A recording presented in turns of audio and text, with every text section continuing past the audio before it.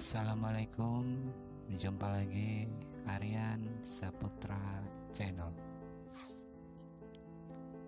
Kali ini aku akan coba bahas kepada sahabat semua, apa sih itu Jawa? Apa sih itu Pulau Jawa? Siapa sih penghuninya?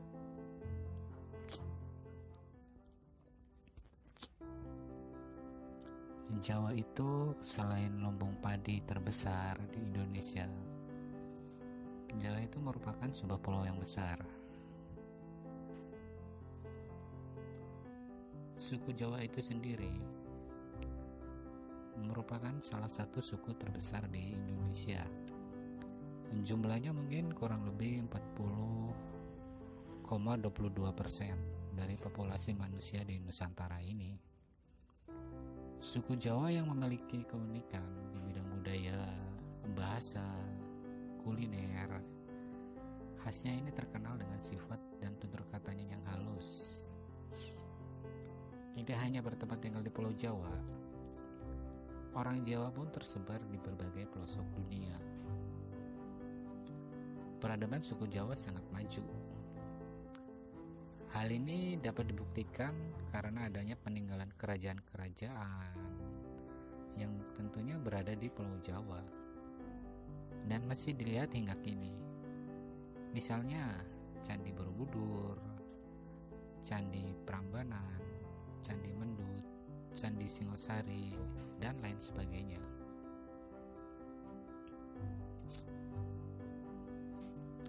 Walaupun suku Jawa telah tersebar di seluruh Nusantara, namun banyak orang yang tak tahu bagaimana sejarah dan asal-usul suku Jawa ini. Apakah Jawa itu berasal dari nenek moyang atau pribumi? Atau mereka berasal dari pendatang?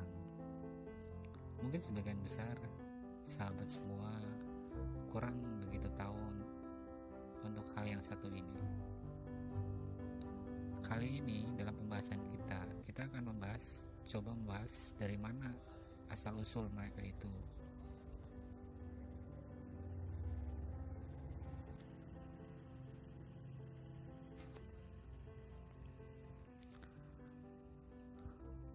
Menurut sejarah atau asal-usul suku Jawa ini, menurut beberapa teori, serta menurut arkeolog Eugenie De Bois, seorang ahli anatomi yang berasal dari Belanda, menemukan sebuah fosil manusia purba, Homo erectus.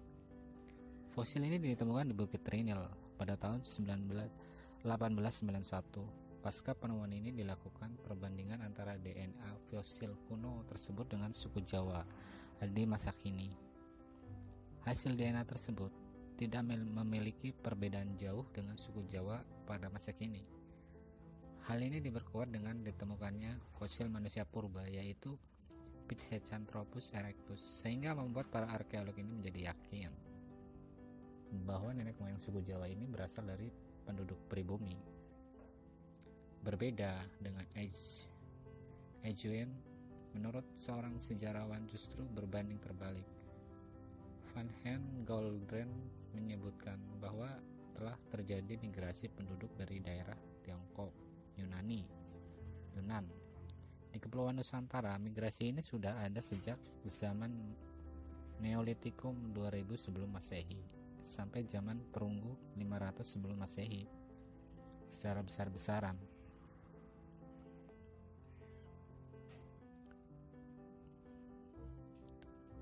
Mereka bermigrasi itu secara bertahap menggunakan perahu candi. Begitu juga Dr. Karen menyebutkan berdasarkan penelitiannya di tahun 1899.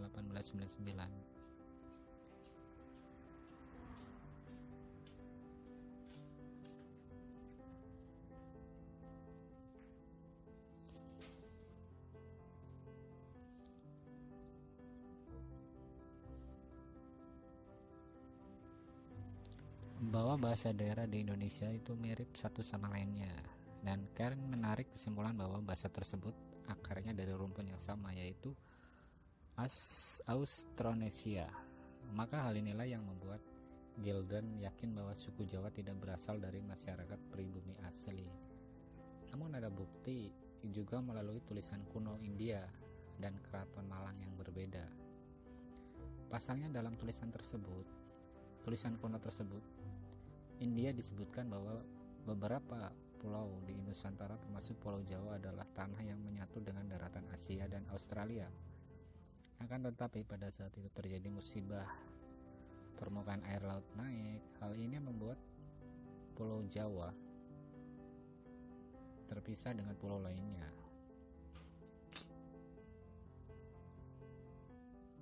Tulisan kuno tersebut juga menyebutkan Aji Saka, seorang pengembara pertama kali yang datang di daratan Pulau Jawa dan menetap di sana bersama para pengikutnya, menjadikan mereka sebagai nenek moyang orang dari suku Jawa. Adapun menurut Babad Jawa kuno, asal-usul nenek moyang suku Jawa juga disebutkan dalam Babad Kuno Jawa. Hal tersebut merupakan akibat dari perebutan kekuasaan membuka lahan baru di sebuah pulau terpencil dan kemudian dibangun oleh mereka sebagai pemukiman, mendirikan kerajaan yang diberi nama Java Cekwara.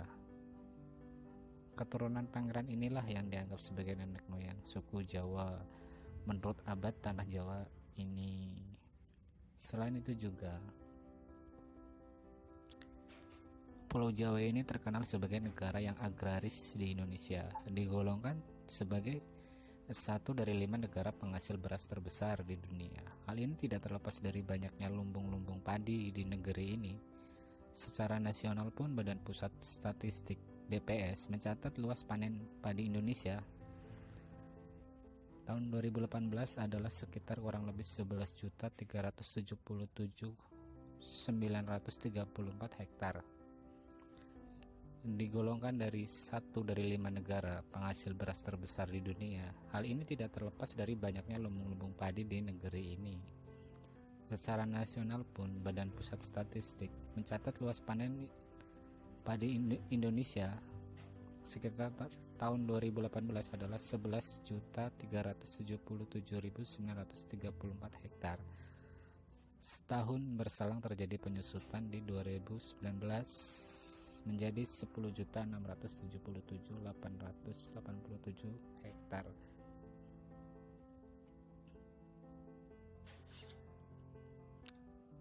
Dan susut lagi di tahun 2020 menjadi 10.657.274 hektar. Penyusutan luas panen tersebut, padi di Indonesia tidak selalu diikuti menurunnya